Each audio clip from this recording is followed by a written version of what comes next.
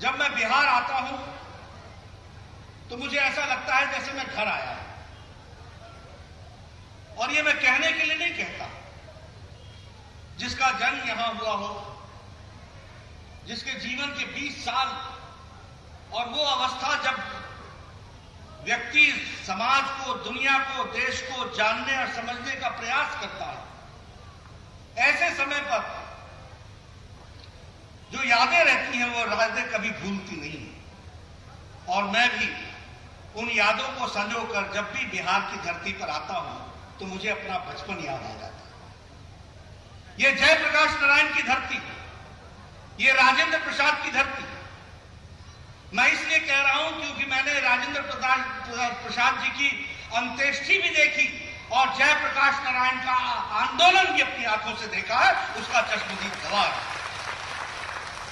इसलिए आप समझ सकते होंगे कि मुझे बिहार में राजनीतिक चेतना कितनी थी। और मैं कई बार ये कहता हूं कि बिहार को समझना आसान काम नहीं है। और जो बिहार को जान जाए वो राजनीति की जननी को जान जाता है। इस बात को भी समझने की जरूरत है। और फिर मैं ये कहने के लिए नहीं कह रहा। चंपारण गांधी की तपोभूमि, जहां से उन्होंने सत्याग्रह शुरू किया, राजेंद्र प्रसाद जो प्रथम राष्ट्रपति बने, और आजाद भारत में जयप्रकाश नारायण जिन्होंने ये बता दिया कि कांग्रेस के विरुद्ध में भी देश में सरकार बन सकती है और वैकल्पिक विचारधारा भारत में आगे बढ़ सकती है। ये लोकतंत्र की जीत दिखाई दी। इसलिए जब मैं बिहार आता हूं तो मैं प्रेरणा से ओतप्रोत हो जाता हूं। अभी मंच संचालिका कह रही थी कि चुनाव में लोग बरगला देते हैं, तरह तरह के भाषण देते हैं और बेचारा वोटर असमंजस में पड़ जाता है कि चुनाव में वोट डालें तो डालें किसको। मैं उनकी बात से सहमत हूं।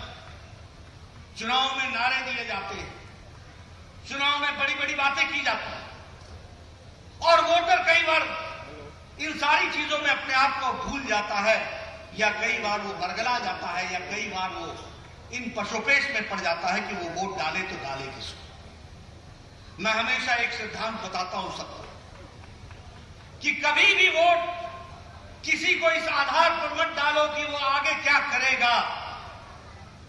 कभी भी किसी पार्टी को वोट इस आधार पर मत डालो कि वो आगे चल करके क्या करेगा। वोट हमेशा इस बात पर डालो कि उस पार्टी ने और उस प्रत्याशी ने पीछे क्या किया है, वही आधार बनेगा कि आगे क्या करेगा।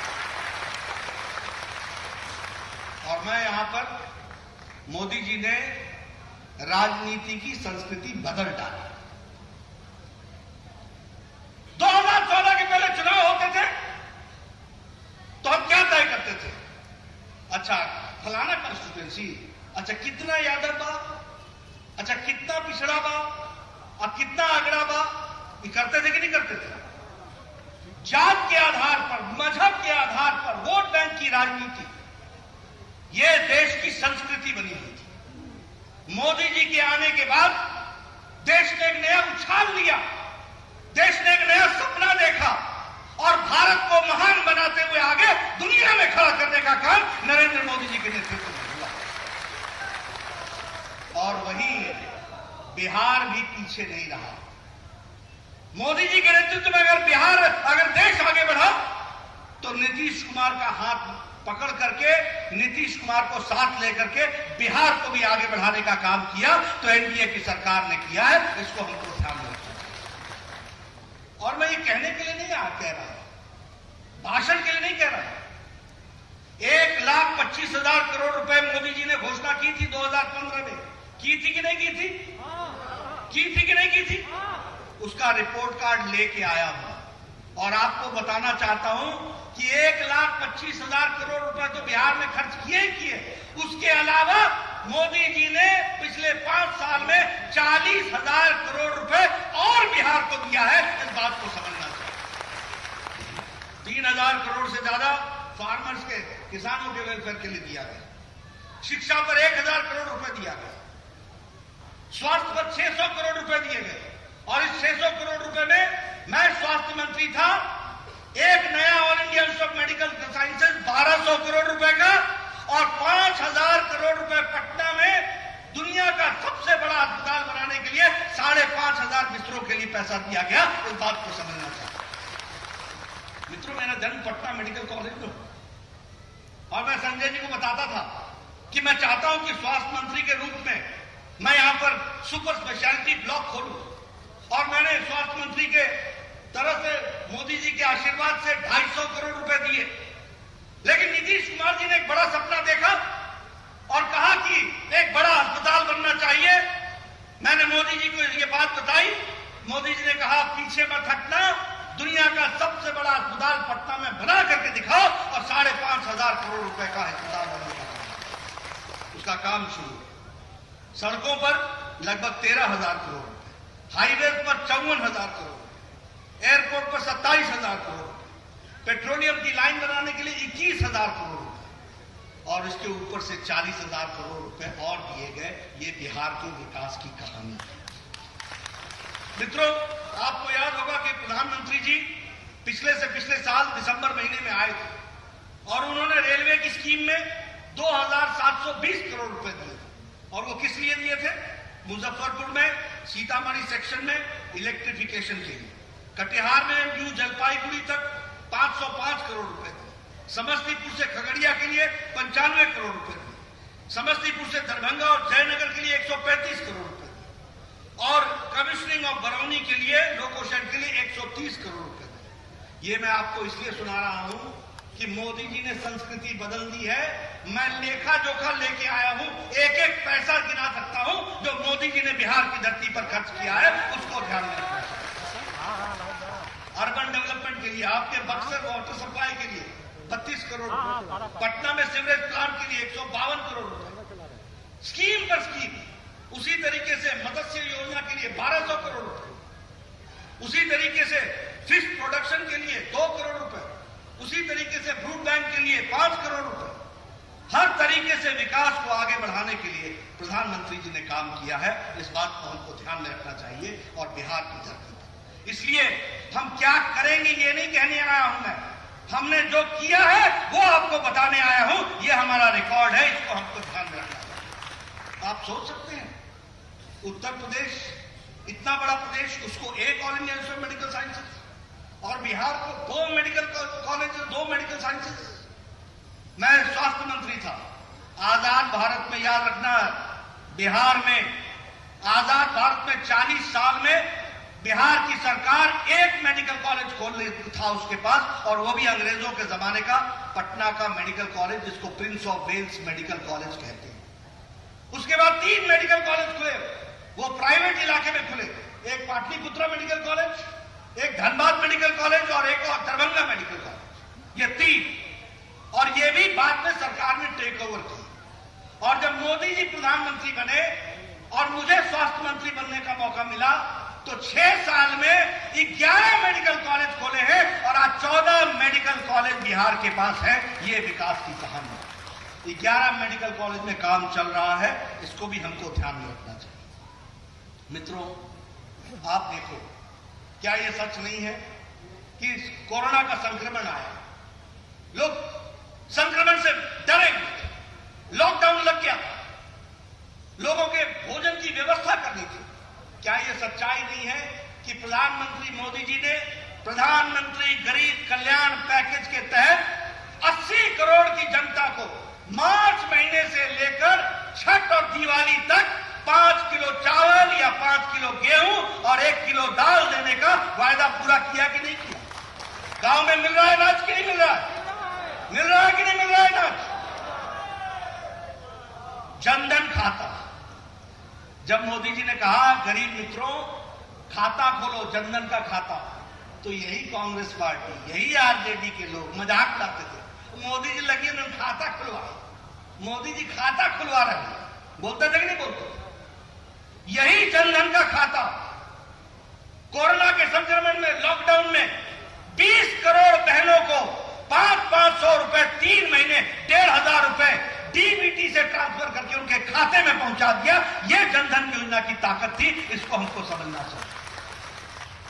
न मनी ऑर्डर, न पोस्टमैन, न पोस्ट ऑफिस, सीधे दिल्ली से मोदी जी का पैसा बहन के खाते में, और 1, 2, 10, 100 नहीं, 20 करोड़ बहनों के खाते में पहुंचा। आप बताइए, खाते के लिए हम लोग बोलते थे तो उस समय बोलते थे क्या फर्क पड़ेगा। भारत में 2014 में 3 करोड़ खाते थे सिर्फ बैंक में, 3 करोड़। आज 40 करोड़ 40 लाख खाते हैं, और किसान को 2000 रुपए सीधा मोदी जी ने 8 करोड़ 56 लाख किसानों के खाते में सीधा 2000 रुपए पहुंचा दिया, और 17,000 करोड़ रुपए दूसरी किस्त के लिए तैयार कर दिया। यह है हमारा रिकॉर्ड। मैं अपना रिकॉर्ड बताने आया हूं। दिव्यांग के लिए, बुजुर्गों के लिए, माताओं के लिए, विधवा के लिए 1,000 रुपए 3 महीने के लिए उनके खातों में सीधा पहुंचा दिया गया। यह व्यवस्था की गई। मित्रों, राजनीति में भाषण देना बड़ा आसान होता है, नारे लगाने बहुत आसान होते हैं, लेकिन गरीब जनता की सेवा करना यह वही कर सकता है जिसका 56 इंच का सीना होता है। यह ध्यान में रखना चाहिए, यह समझना चाहिए, ये वही कर सकता है। और मैं आपको बताना चाहता हूं, आत्मनिर्भर पैकेज, जिसमें से हमने सपना देखा है कि अब हम आत्मनिर्भर बिहार बनाएंगे। क्या है ये आत्मनिर्भर पैकेज? 20 लाख करोड़ रुपए का पैकेज है। 3 लाख करोड़ रुपए छोटे उद्योगों के लिए, 1 लाख करोड़ रुपए किसान के लिए। किसान सड़क बनाए, किसान स्टोरेज बनाए, किसान कोल्ड स्टोरेज बनाए, किसान मंडी बनाए, किसान रास्ते के लिए खर्च करे, ताकि उसका पैसा, उसका सामान सीधे मंडी में जा सके बिना किसी विघ्न के। किसान कंप्यूटर खरीद, किसान बाजार बनाए, और किसान के इस रिफॉर्म से, इस परिवर्तन से आज किसान को जरूरी नहीं है कि वो किसी मंडी का गुलाम बने। घर बैठे वो जान सकता है कि दुनिया के किस बाजार में उसके क्या दाम मिल रहा है, और वो सीधा अपना सामान उसको बेच सकता है और बाजार पहुंचा सकता है। ये किसान को आजादी दी। सही मायने में तो किसान को आजादी मोदी जी ने दी। बताइए, स्वामीनाथन कमीशन कांग्रेस के जमाने में, यूपीए के जमाने में आया था कि नहीं आया था? उसने रिपोर्ट जमा की थी कि नहीं की थी? लेकिन फसल का 1.5 गुना, लागत का 1.5 गुना देने का दम अगर किसी ने किसान को दिखाया, सब किसान नेता बोलते थे अपने आप को किसान नेता, किसान नेता, किसी ने किसान की नहीं सुन ली। मोदी जी ने लागत का 1.5 गुना उसको दे करके किसान को देने का काम किया, तो मोदी जी ने किया। इस बात को हमको समझना चाहिए। इसलिए जब हम आत्मनिर्भर भारत की बात करते हैं तो हम आत्मनिर्भर बिहार की बात करते हैं। मित्रों, आपको मालूम नहीं होगा, दुनिया का 80% मखाना बिहार पैदा करता है, और मखाना में भी उत्तर बिहार के 8 जिले हैं जो 90% पैदा करते हैं इसकी। और यह मखाना लो कोलेस्ट्रॉल का है, ब्लड प्रेशर को कंट्रोल में रखता है, मेडिसिनल वैल्यू है। हम आत्मनिर्भर भारत में इस मखाना को वर्ल्ड क्लास ब्रांडिंग करके दुनिया में इसको उचित दाम में बेचने का काम, नौजवानों को रोजगार देने का काम हम करेंगे। उसी तरीके से मत्स्य की जहां तक हम बात करते हैं, तो हमें मालूम है कि बिहार में बहुत बड़ा पोटेंशियल है मछली पालन का। उस मछली पालन के लिए भी हमको काम करना है। हमारा हैंडलूम है, फैब्रिक की रानी कहा जाता है, कपड़ों की रानी कहा जाता है, हमको उसकी ब्रांडिंग करनी है। उसी तरीके से भागलपुर का सिल्क है, और हमारी मधुबनी की पेंटिंग है। मधुबनी की पेंटिंग 100 में खरीदी जाती है और हजारों में दुनिया में बेची जाती है। हम आत्मनिर्भर भारत और आत्मनिर्भर बिहार में उसको लाखों में बिहार के नौजवानों को देंगे, ताकि वो करोड़ों में बिके, और ये मधुबनी पेंटिंग को हम आगे बढ़ाएंगे। इस तरीके का हम काम आगे बढ़ा रहे हैं। मित्रों, बहुत पोटेंशियल है बिहार में, जिसको हमको आगे बढ़ाना है और उसको हमको आगे ले जाना है। इसी तरीके से अगर हम आत्मनिर्भर भारत की बात कर रहे थे, तो हम यहां यह भी करना चाहेंगे आपके साथ चर्चा कि अगर हम इस क्षेत्र की दृष्टि से भी देखें, तो हम ये कह सकते हैं कि यहां भी हम लोगों ने विकास की दृष्टि से, अगर दरभंगा में एम्स दिया या कॉलेजेस दिए, तो यहां भी हम लोगों ने कोई कसर नहीं छोड़ी है विकास की दृष्टि से। और उसमें भी अगर हम बात करें, तो हमको ध्यान में आता है कि पॉलिटेक्निक कॉलेज, बताइए यहां तैयार हुआ कि नहीं हुआ? बताइए, पॉलिटेक्निक कॉलेज का काम चला है कि नहीं चला? उसी तरीके से इंजीनियरिंग कॉलेज के लिए जो कारगर में काम चल रहा है, उसी तरीके से वुमेन इंडस्ट्रियल सेंटर का काम चल रहा है, उसी तरीके से कंस्ट्रक्शन ऑफ सासाराम जो ट्रैफिक जाम था उसके लिए काम चल रहा है। यानी 4 लेन का काम, हर तरीके से चलने का काम यहां पर पकड़ा है। और मित्रों, यहां के विकास से लेकर अगर हम देश दुनिया की बात करें, आप बताइए, आप सब लोग नारा लगाते थे कि नहीं लगाते थे कि धारा 370 खत्म करो? लगाते थे कि नहीं लगाते थे? एक देश में 2 निशान, 2 विधान, 2 संविधान नहीं चलेंगे, बोलते थे कि नहीं बोलते थे? किसी ने इसको पूरा किया? नरेंद्र मोदी जी और उनके जिसको कहते हैं सूत्रधार अमित शाह जी ने इसको धारा 370 को धाराशाही किया। ये बात हमको समझ। उसी तरीके से हम लोग वर्षों से हम सबकी इच्छा थी कि भव्य राम मंदिर अयोध्या में बने, ठीक ही नहीं थी हम सबकी इच्छा।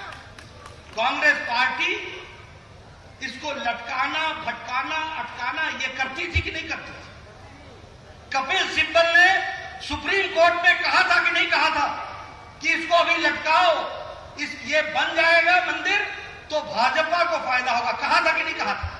और हमने कहा था ये फायदे का सवाल नहीं है, ये करोड़ों के आस्था का सवाल है। और हम धन्यवादी हैं कि सुप्रीम कोर्ट ने फैसला किया, मोदी जी ने शिलान्यास किया, अब भव्य राम मंदिर वहां पर बनेगा। इस बात को भी हमको ध्यान में रखना चाहिए।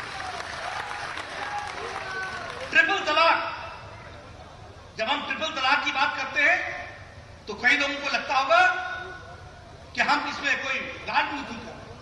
नहीं दोस्तों, आपको मालूम नहीं होगा, पाकिस्तान इस्लामिक देश है, वहां ट्रिपल तलाक नहीं है। बांग्लादेश इस्लामिक देश है, वहां ट्रिपल तलाक नहीं है। सीरिया इस्लामिक देश है, वहां ट्रिपल तलाक नहीं है। ईरान इस्लामिक देश है, ट्रिपल तलाक नहीं है। मलेशिया बहुतायत मुसलमान है, ट्रिपल तलाक नहीं है। हमारे भारत में जो प्रजातांत्रिक देश है, जो सेकुलर देश है, वहां ट्रिपल तलाक था और लाखों बहनें, हमारी मुस्लिम बहनों को इसकी यातना सहनी पड़ती थी। मोदी जी ने उससे भी छुटकारा दिला दिया। ये बात भी हमको ध्यान में रखनी चाहिए। इसलिए मित्रों, मैं ये बड़े गौरव के साथ कह सकता हूं, मैंने आपके सामने पार्टी का ट्रैक रिकॉर्ड रखा है कि ये सब काम हमने किए हैं और आत्मनिर्भर बिहार बनाने के लिए अब हम आगे बढ़े हैं। जब मैं राजेश्वर राज की बात करता हूं तो मैं बड़े गौरव के साथ एक बात कहना चाहता हूं कि यह व्यक्ति सही मायने में आपका नुमाइंदा है, आपका साथी है, आपका भाई है, आपका सब कुछ। हर समय बताइए, ये आपके साथ उपस्थित मिलता है कि नहीं मिलता? बताइए, आपके मुसीबत के काम आता है कि नहीं आता है? आप बताइए, ये मुसीबत में काम आते हैं कि नहीं आते? आप बताइए, ये आपकी बात को विधानसभा में दर्ज करके रखते हैं कि नहीं रखते हैं? तो मेरा आपसे निवेदन है कि चुनाव तक आप गरजो और चुनाव के बाद अगले 5 साल राजेश्वर राज कर देगा। इस बात को हमको समझना है। मित्रों, आपका ज्यादा समय न लेता हुआ मैं 1-2 बातें और कहना चाहता हूं। आज के दिन मैं विपक्ष पर कुछ बोलूं, मेरी इच्छा नहीं थी। मैं नहीं चाहता था कि मैं कुछ उन पर टिप्पणी करूं, लेकिन आपको गलतफहमी में रहने की जरूरत नहीं है।